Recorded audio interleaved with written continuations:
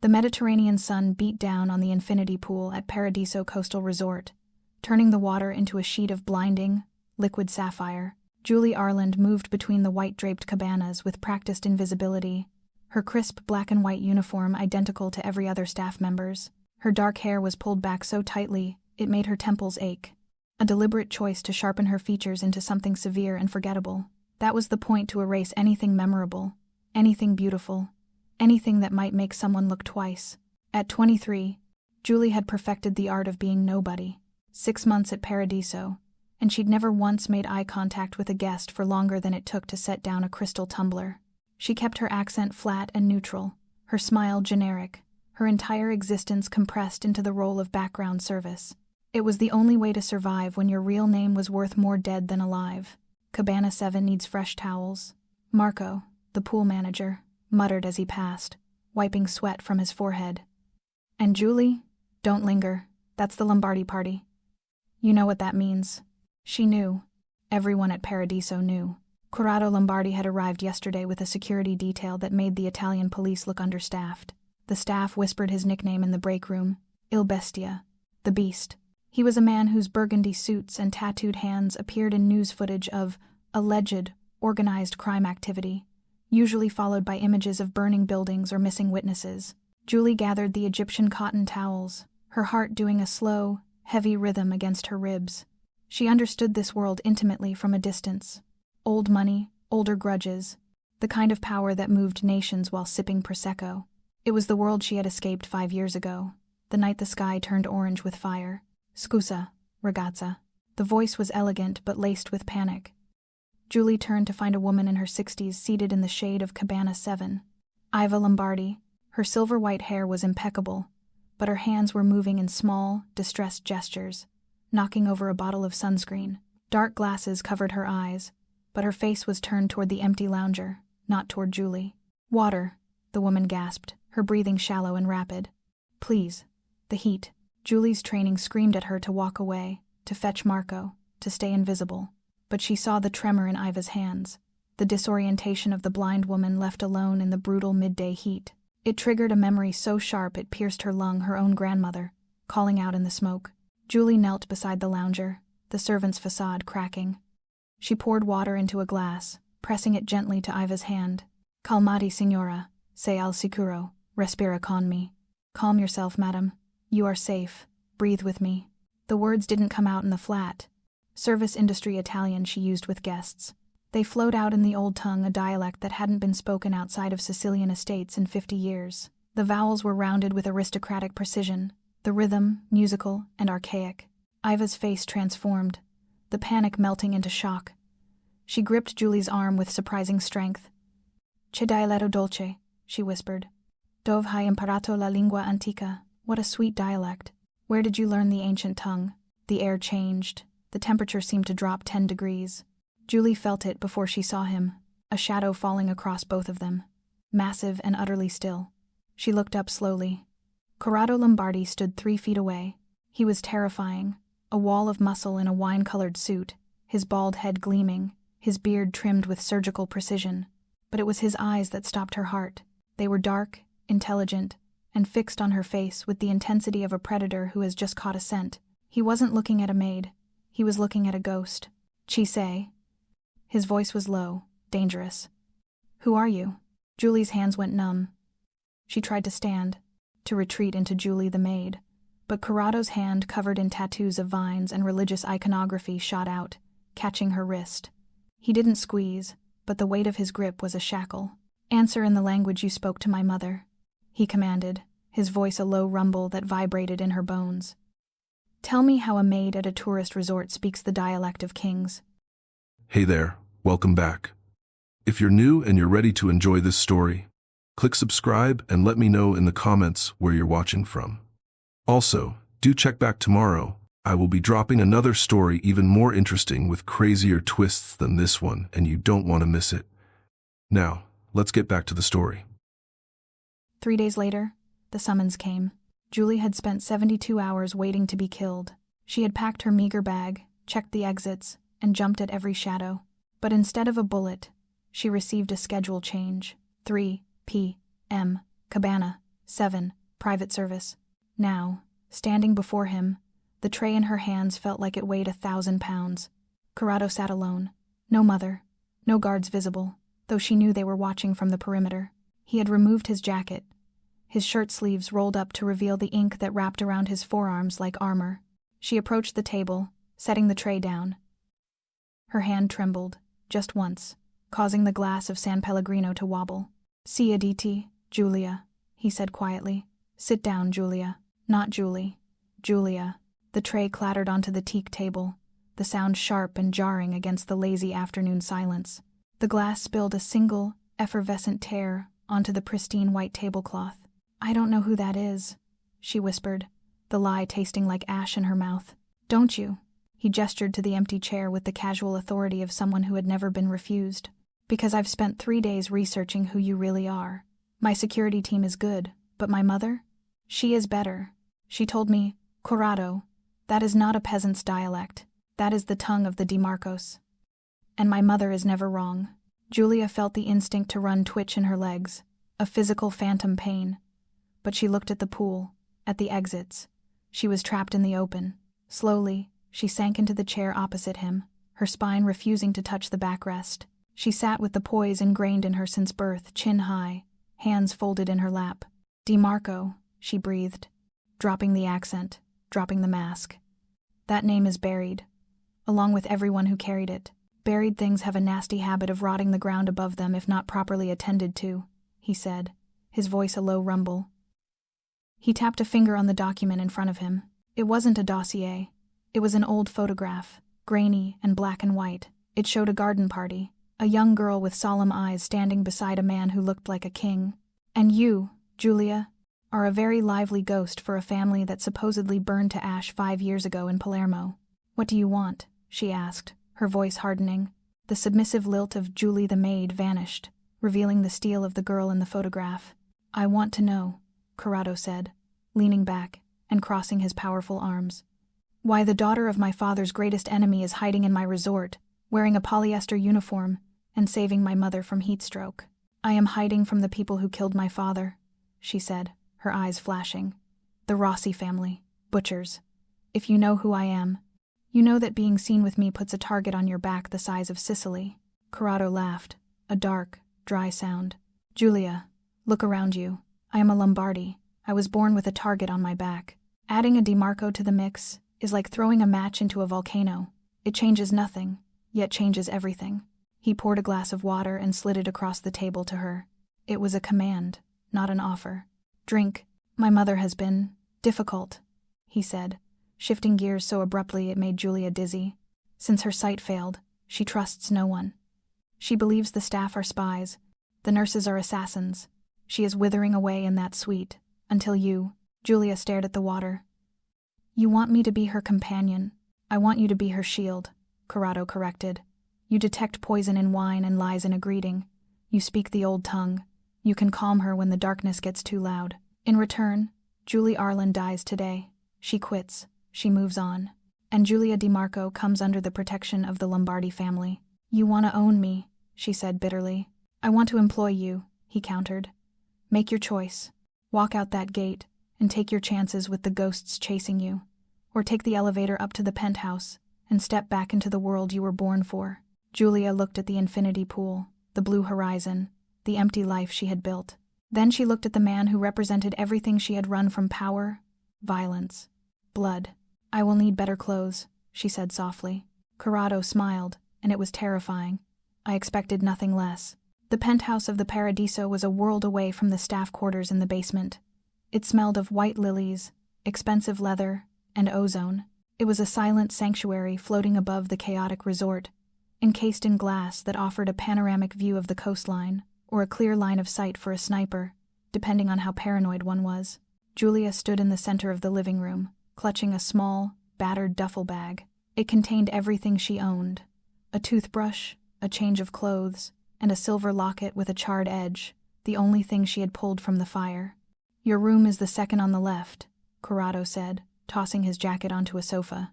Without the jacket, he looked less like a corporate shark and more like a brawler. His white shirt stretched tight across his shoulders, the top buttons undone to reveal the edge of a tattoo on his chest. "My mother is on the terrace. She is expecting you." "Does she know?" Julia asked, her grip on the bag tightening. "She knows you are Julia. She does not know you are a DeMarco. To her, you are simply a girl from a good family who fell on hard times. Let's keep it that way for now." "The past upsets her." Julia nodded and moved toward the terrace. The glass doors slid open with a whisper, admitting the salty breeze. Iva Lombardi sat in a wicker chair, her face turned toward the sea she couldn't see. She looked smaller up here, fragile against the vastness of the sky. "Signora?" Julia said softly, slipping back into the dialect effortlessly. "It is Julia." Iva's face lit up, a transformation that made her look 20 years younger. "Ah, the girl with the voice like honey. Corrado told me you were coming. He says you are to be my lady-in-waiting, like in the old stories." "Something like that," Julia smiled, kneeling beside her. "He is a good boy, my Corrado," Iva whispered, leaning in, her blind eyes seeking Julia's face. "But he is hard. The world made him hard. He needs softness, but he breaks it whenever he touches it. Be careful, child. Do not let him break you." Julia took the old woman's hand, feeling the papery skin. "I have been broken before, Signora. It is harder to do the second time." Over the next week, Julia settled into a rhythm that felt disturbingly natural. She read Italian classics to Iva, guided her through the gardens, and tasted her food, a habit Iva found charming. And Corrado watched with grim approval from across the room. He was always there, lurking in the periphery, watching her like a scientist, studying a volatile element. But the penthouse was a cage. Security guards stood at every exit, their earpieces buzzing like insects. Julia's phone had been replaced with a secure line. She was safe, yes, but she was also a prisoner. One evening, finding the walls closing in, Julia wandered into the library. It was a masculine room, dark wood and leather, smelling of cedar and tobacco. She ran her fingers over the spines of the books, pulling out a copy of Dante. She didn't hear Corrado enter until the air in the room seemed to compress. "You read Dante," he observed. Julia didn't jump. She turned slowly. He was leaning against the doorframe, a tumbler of whiskey in his hand. "Inferno," she replied, holding up the book. "It feels appropriate." "We are not in hell yet, Julia." He moved closer, entering her personal space. The heat radiating from him was distracting, a physical weight.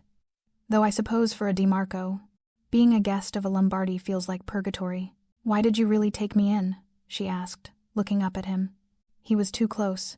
She could see the flecks of gold in his dark eyes. "It isn't just for your mother. My father. He hated your father. They were rivals for decades. You should have handed me over to the Rossis." "Hated is a strong word," Corrado murmured. He reached out, his fingers grazing a stray lock of hair near her temple. The touch was electric, shocking them both. He pulled back, his jaw tightening. They were rivals, yes, but they respected each other, unlike the Rossis, who respect nothing. He walked to the window, staring out at the darkness. "There is a storm coming, Julia. A war. The Rossis are moving on the southern territories. They are sloppy, brutal, and without honor. I need allies. I need legitimacy. And the DeMarco name, even buried, it commands loyalty in Palermo. There are old captains who will not follow a Lombardi, but they would die for a DeMarco." "You want to use me as a figurehead," she realized, coldness washing over her. "A Joan of Arc to rally the troops. I want to restore you," he countered, turning back, his eyes blazing. "And if that helps me crush the people who killed your family, is that such a terrible trade?" The nightmare always started the same way. The smell of gasoline, sweet and pungent, then the shattering of glass, then the heat, the roaring, consuming heat that ate the oxygen in the room. In the dream, she was running down the hallway, her feet slipping on the marble, hearing her father scream her name. "Run, Julia! Don't look back!" Julia woke gasping, her sheets tangled around her legs, sweat making her nightgown cling to her skin. The phantom heat of the fire still burned her lungs. She stumbled out of bed, needing water, needing to prove to herself that she wasn't burning. It was 3 a.m. The penthouse was silent, save for the hum of the air conditioning and the distant rhythmic crashing of the ocean. She made her way to the kitchen, her bare feet silent on the cold tiles. She poured a glass of water, her hands shaking so badly she had to use both to lift it. "The dreams don't go away," a voice said from the shadows, "but they get quieter." Julia spun around, nearly dropping the glass. Corrado was sitting at the breakfast bar, concealed by the darkness. He had a tumbler of amber liquid in his hand. He was shirtless, and for the first time, she saw the full extent of the tapestry on his skin. It was a map of violence.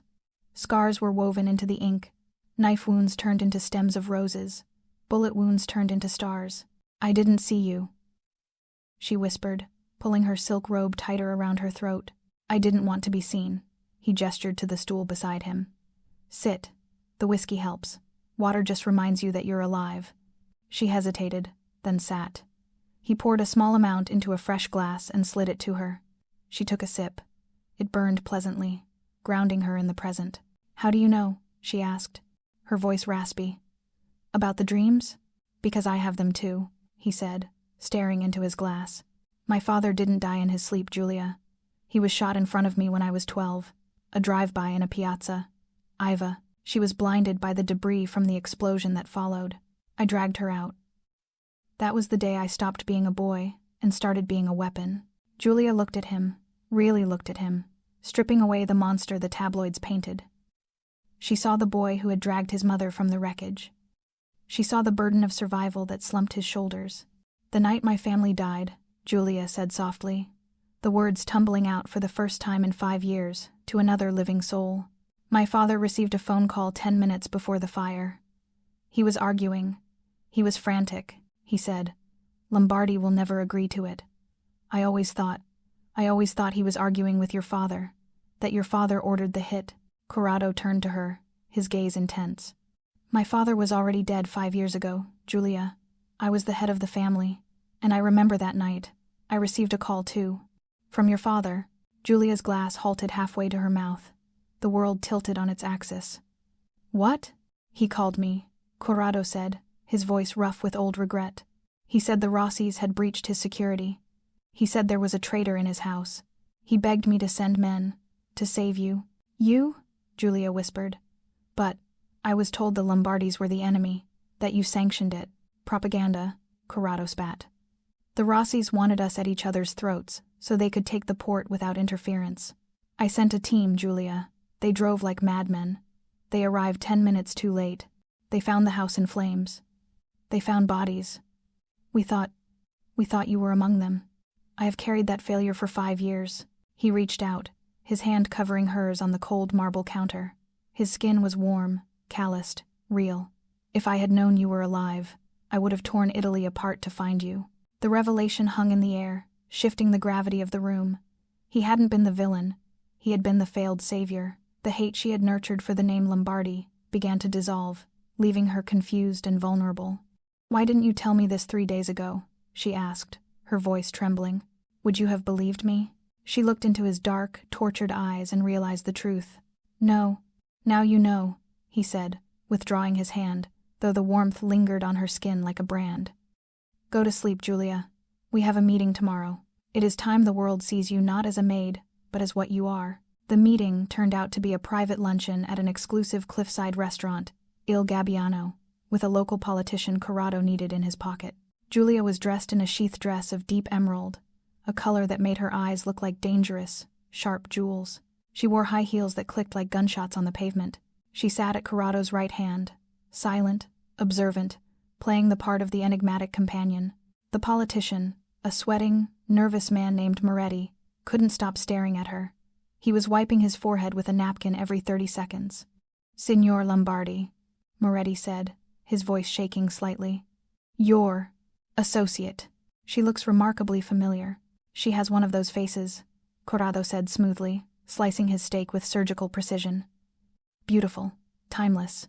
Julia kept her expression impassive, though her heart hammered against her ribs. Moretti had been a frequent guest at her father's villa. He had bounced her on his knee when she was a child. "I could swear," Moretti pushed, squinting through his thick glasses, "that I saw her in Palermo years ago, at the DiMarco estate. She has the eyes of Don Lorenzo."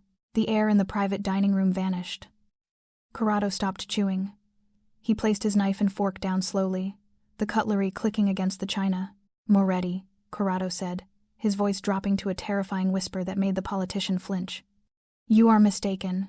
This is Julia Rossi." The use of the hated enemy's name was a masterstroke of confusion.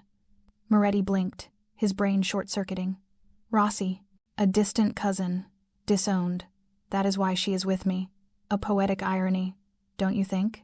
Moretti laughed nervously, relieved to have an explanation. Of course. My apologies, Signorina. The heat. It plays tricks on the memory.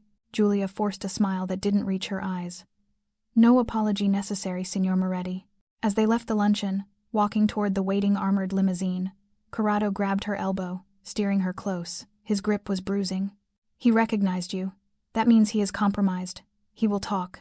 He's just a politician, Giulia hissed, trying to keep pace with him. He is a leaky faucet, Corrado corrected grimly. And in my world, we fix leaks. Suddenly, a sound cut through the ambient noise of the street, a high-pitched mechanical whine. Giulia recognized it instantly from the streets of Palermo. It was the sound of a Ducati engine revving high. Get down! Corrado roared, shoving her toward the car. Gunfire erupted. The sound was deafening, shattering the windows of the restaurant they had just exited. Shards of glass rained down like diamonds. Giulia hit the pavement, scraping her knees, as Corrado threw his body over hers. He was heavy, a solid wall of muscle and expensive wool, shielding her from the lead storm. She felt the impact of bullets hitting the car, the pavement, the air above them. Thwack, thwack, ping. Then, Corrado's security detail returned fire, a chaotic symphony of violence. Stay down! Corrado barked, rolling off her and drawing a gun from a holster she hadn't even known he was wearing under his jacket. He fired 3 shots, controlled, precise, calm, amidst the panic. The motorcycle spun out, the rider crashing into a parked delivery van with a sickening crunch. Silence returned, broken only by the wail of car alarms and distant screaming. Corrado hauled Giulia to her feet. His hands were everywhere, checking her arms, her waist, her face frantic and rough. Are you hit? Giulia, look at me. Are you hit? I'm fine, she gasped, adrenaline flooding her veins, making her shake. I'm fine, Corrado. He stared at her, his eyes wild, the pupils blown wide. For a second, she thought he might kiss her or shake her. Instead, he pulled her into his chest, burying his face in her hair. She could feel his heart hammering against hers, a frantic bird in a cage. They found us, he growled against her neck, his voice vibrating with rage. The truce is over. The penthouse was on lockdown. Security personnel swarmed the resort, turning Paradiso into a fortress. Guests were being confined to their rooms for their safety due to a local disturbance. In the living room, Iva was weeping silently, her hands twisting a rosary until her knuckles were white. It is starting again, she whispered to the empty room. The war. It never truly ends, does it? Giulia knelt by her chair, taking the rosary from her hands and holding them. It will be all right, Signora. Corrado knows what he is doing. Corrado is a man, Eva snapped, her fear making her sharp. Men think bullets solve everything, but bullets only breed more bullets.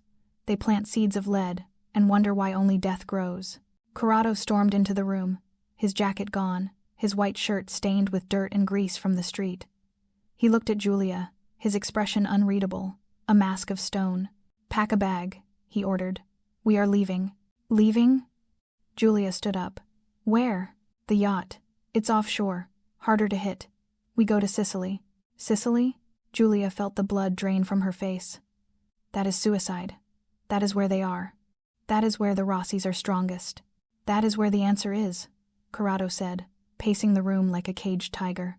Moretti. Before he died in the crossfire, he whispered something to my head of security. He said the order to kill your father didn't come from the Rossi patriarch alone. He said it was facilitated from inside the Di Marco house. Giulia froze. The room seemed to spin. That's impossible. Everyone inside the house died. My brothers, the guards, the staff. Someone opened the gate, Giulia, Corrado said grimly. Someone turned off the alarms. And until we find out who betrayed your father, you are not safe anywhere. We are going back to the ashes. We are going to dig up the dead.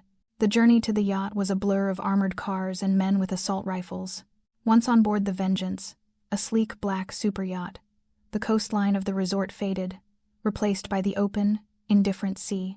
That night, Giulia stood on the deck, watching the moon reflect on the water. She wore one of the silk dresses Corrado had bought her, the fabric fluttering in the wind like a flag of surrender. Corrado joined her. He didn't speak, just stood beside her, a silent sentinel. The smell of the sea mixed with his scent cedar and danger. You saved my life today, she said, not looking at him. "I protected my investment," he replied, though the words lacked their usual bite. They sounded hollow. "Is that all I am?" She turned to him. The moonlight softened the harsh angles of his face, making him look almost human. Corrado looked at her. The tension that had been simmering between them since that first day by the pool finally boiled over. He stepped closer, crowding her against the railing. "You know you are not," he murmured, his voice rough. "You are the only thing in this world that makes sense. You are the only one who knows the language of my blood. When I look at you, I don't see a maid. I see the only woman who can stand in the fire with me and not burn." He reached out, cupping her face. His thumb traced her lower lip. Julia's breath hitched. She should push him away. He was a criminal. He was dangerous. He was everything she shouldn't want. But when he lowered his head, she didn't pull back. She rose to meet him. The kiss was not gentle. It was desperate, tasting of sea salt and survival. It was acclaiming. Corrado kissed her like he was breathing her in, his hands tangling in her hair, pulling her flush against him. Julia gripped his shirt, anchoring herself in the storm. When they broke apart, breathless, Corrado rested his forehead against hers. "If we go to Sicily," he whispered, "there is no going back to being Julie. You will be Julia DiMarco, and you will be mine. Do you understand?" "I understand," she breathed. Palermo smelled of citrus, exhaust fumes, and rotting garbage. It smelled of home. They stayed at a Lombardy safe house in the hills, a fortress disguised as a decaying villa. Iva had remained on the yacht with a medical team, safe in international waters. This was a mission for soldiers, not mothers. Corrado had called a summit. The remaining families of the commission. He was cashing in every favor, every debt, to get them to the table. He was going to present Julia. "They will challenge you," Corrado warned as he fixed his cufflinks in the mirror. He wore black today, a mourning suit. "They will say you are an imposter. They will say a woman cannot hold the DiMarco seat. They will try to break you." "Let them try," Julia said, stepping into the room. She wore black too, a dress tailored to look like armor, high-necked and severe. "I know things about their operations that only my father knew. I know where the bodies are buried, because I helped him dig the holes." Corrado turned, and his eyes darkened with appreciation. "Bellissima, illetale. Beautiful. And lethal." The meeting was held in the back room of an old opera house. Neutral ground. The air was thick with cigar smoke and testosterone. 5 men sat around a heavy oak table. They looked up when Corrado entered, their expressions wary. When Julia walked in behind him, the silence was absolute. It was a heavy, suffocating silence. "Gentlemen," Corrado said, his voice echoing in the cavernous room. "You all know the history. You know the void left by the DiMarco massacre. I am here to close that void." "With a whore?" spat Don Rossi, a bloated man with cruel eyes and grease stains on his lapel. "You bring a woman to our table? This is an insult." Corrado's hand went to his waistband, but Julia stepped forward, placing a hand on his arm. She looked Rossi in the eye. "I am Julia DiMarco," she said, her voice steady, speaking in the pure, high dialect of the aristocracy. "And I remember you, Don Rossi. I remember you begging my father for a loan in 2018 because your gambling debts were going to get your knees broken by the Albanians." The room gasped. Rossi turned purple. "Lies!" he shouted, slamming his hand on the table. "Is it?" Julia smiled, cold and sharp. "I also remember the code to the safe in your office behind the painting of the Madonna. 4722. My father kept it in his ledger. He said you were too stupid to change it." The other dons exchanged glances. This was information no outsider could have. "She is a witch," Rossi muttered, sinking back into his chair, deflated. "She is the heir," Corrado declared, "and she is under my protection. An attack on her is an attack on the Lombardi family. Now, we are here to discuss the fire." He threw a file onto the table. "My men recovered security footage from a server the Rossi family thought they had wiped. It shows a man entering the DiMarco estate 10 minutes before the explosion. A man with a key." Corrado pointed a finger at the man sitting at the far end of the table. A quiet, bespectacled man who had been sipping water. "Don Conti." Julia felt her knees weaken. "Uncle Carlo?" Don Conti looked up. He didn't look like a killer. He looked like the man who had given her her first pony, who had eaten Sunday dinner at their table for 20 years. "It was you," Julia whispered, the betrayal hitting her harder than any bullet. "You were my father's best friend." Chaos erupted. Conti's men, who had been posing as waiters, drew weapons. Corrado's men, hidden in the shadows of the balcony, leveled their rifles. "Put them down," Corrado roared, his voice booming like thunder. "Or everyone dies today." Don Conti stood up, adjusting his glasses. He didn't look afraid. He looked resigned, almost sad. "It had to be done, Julia," Conti said softly. "Your father. He was going to go legitimate. He was going to sell the port to the government. He was going to destroy our way of life. He was betraying the Cosa Nostra." "So you burned him alive?" Julia screamed, tears springing to her eyes. "You killed my mother, my brothers? You killed them for a port?"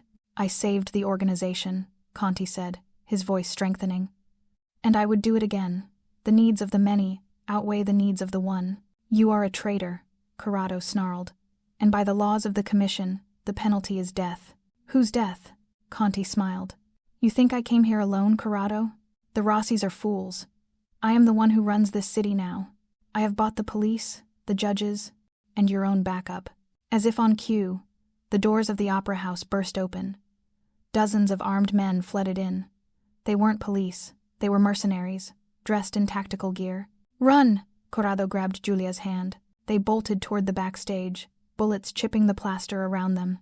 It was a nightmare of noise and confusion. They scrambled up narrow staircases, through dusty prop rooms filled with costumes of kings and jesters. "The roof!" Corrado shouted. "My chopper is 5 minutes out." They burst onto the roof of the opera house, the cool Sicilian night air rushing into their lungs. Below, the city of Palermo twinkled, indifferent to the violence above. "They're coming up the stairs," Julia gasped, clutching her side. A stitch, not a bullet. Thank God. Corrado dragged her behind a large metal ventilation unit. He checked his clip. "I have 6 rounds. The chopper is 2 minutes away. We have to hold them." He looked at her, his face streaked with soot, his eyes burning with intensity. "Julia, if they breach the door, you jump to the next roof. It's a 10-foot gap. You can make it. Do not look back. Do not wait for me." "No," she said, gripping his arm, digging her nails into his sleeve. "We go together, or we don't go. I am done running alone." He stared at her, then nodded once. A warrior acknowledging another. Together, the door to the roof exploded open, blown off its hinges. The firefight was brief and brutal. Corrado fired with terrifying accuracy, dropping the first 2 men through the door. But there were too many of them. They poured onto the roof like ants, their weapons flashing in the dark. "Suppressing fire!" a voice shouted from the stairwell. Bullets hammered their metal cover, the sound like hail on a tin roof. "Corrado!" Julia screamed as she saw him jerk back. A bullet had grazed his shoulder, spinning him around. He grunted, dropping to one knee, blood blossoming on his white shirt like a red flower. "I'm fine," he yelled, firing back one-handed, his face contorted in pain. The sound of rotors cut through the gunfire. The Lombardi helicopter rose over the edge of the building like a dark angel, a minigun mounted on the side spinning up. The mercenaries scattered as the helicopter unleashed a hail of suppressing fire, chewing up the concrete of the roof and creating a wall of dust. "Move!" Corrado hauled Julia up. They ran toward the skid of the hovering chopper, crouching low. Corrado lifted her up, shoving her into the cabin with his good arm. He climbed in after her just as the helicopter banked hard to the left, avoiding a rocket-propelled grenade that sizzled through the air where they had been seconds before. Inside the cabin, Julia ripped the hem of her expensive dress, pressing the silk against Corrado's bleeding shoulder. "You're hit," she sobbed, her hands slick with his blood. "It's a scratch." He lied, his face pale and beaded with sweat. He grabbed her hand, squeezing it hard enough to bruise. "We got out. We know who it is. Conti. It was always Conti." They flew over the sea, back toward the Vengeance. Julia watched the lights of Palermo fade into the distance. She felt a cold, hard knot form in her stomach. Fear had burned away. Grief had burned away. All that was left was a diamond-hard rage. "He was my godfather," she whispered. "He gave me my first pony. He sat at our table every Sunday." "Betrayal never comes from your enemies, Julia," Corrado murmured, his eyes closing as the adrenaline faded. "It always comes from the ones you love. That is why it kills you." Back on the yacht, the medical team descended on Corrado. Julia was ushered out of the room. She went to the deck, her hands stained with his blood, refusing to wash them. Iva found her there. The older woman sensed the mood, the metallic scent of blood on the air. "He is alive?" Iva asked, her voice trembling. He is strong, Julia said. He will live. And you? Iva reached out, finding Julia's face. Are you alive, little one? Julie is dead, Julia said, her voice hollow. She died on that roof. Good, Eva said fiercely. Because Julie could not do what needs to be done next. Only a DeMarco can finish this. 3 days later, Corrado was sitting up in bed, his shoulder bandaged, a laptop open on his knees. He looked up when Julia entered. She had changed. She wore a white suit, sharp and tailored. Her hair was loose, wild curls framing a face that had lost all its softness. She looked like an avenging angel. Where are you going? He asked. To finish it, she said. Julia, no. We need a plan. We need more men. Conti is dug in. Conti expects you to retaliate with force, she said calmly. He expects a war in the streets. He doesn't expect me. And what are you going to do? I'm going to invite him to dinner. Corrado stared at her. He won't come. He will. Because I told him I want to surrender. I told him I have the access codes to my father's offshore accounts. Billions of euros that have been locked away since his death. Conti is greedy. His greed is stronger than his caution. It's a trap, Corrado said. For you, I know. That's why I need you to be the one to spring it. The meeting was set at the old DeMarco estate, the ruins. The burnt shell of the house still stood on the cliffs overlooking the sea, a blackened monument to the tragedy. Conti arrived with 10 guards. Julia stood alone in the center of the charred living room, a table set for 2 amidst the rubble. A bottle of vintage wine sat between them. Julia, Conti said, spreading his hands as he walked over the ash-covered floor. So dramatic. Just like your mother. Uncle Carlo, she nodded. Please, sit. You have the codes? I do. She tapped her head. In here. Conti smiled, stepping closer. Give them to me, and I will let you live. You can go back to being a maid. You were good at it, I hear. I was, Julia said, her hand drifting to the pocket of her jacket. I learned that stains are hard to remove, but not impossible. The codes, Julia. The code, she said, looking him in the eye, is 4722. Conti frowned. That was the safe code. That is not the bank code. No. Julia smiled, and it was the saddest smile he had ever seen. That is the frequency for the detonator. Conti's eyes went wide. From the cliffs above, a sniper rifle cracked. Corrado, propped up against a rock, his aim true despite his injury. The shot didn't hit Conti. It hit the propane tank Julia had rigged under the floorboards the same way Conti had rigged her house 5 years ago. Run, Julia. Corrado's voice echoed in her earpiece. She dove through the empty window frame, rolling into the tall grass just as the world exploded behind her. The blast wave threw her forward, hot and violent. Silence followed. Then, the crackle of flames. Julia stood up, dusting off her white suit. She walked to the edge of the cliff where Corrado was waiting, his rifle lowered, his face pale but triumphant. She looked back at the burning ruins. Conti was gone. The ghosts were gone. The debt was paid. It is done, she said. Corrado holstered his weapon and pulled her into his arms. He kissed the soot from her forehead. The maid is gone, he whispered. Long live the queen. Julia looked out over the sea, the Sicilian sun rising, turning the water into liquid sapphire. She wasn't nobody anymore. She was Julia DeMarco, and she was finally home. Hey there. If you've made it to the end and haven't subscribed yet, this is the perfect time to become part of this family. Also, do tell me in the comments what struck you most about the story. What was the greatest lesson it left you? I try to read all the comments, and I love knowing how these stories move you. Finally, I just want to say, thank you so much for being here. If you enjoyed it, you will surely love the next one. It's as crazy and even more intriguing than you can ever imagine. So do check it out. Click on the image showing on your screen right now to watch the next one.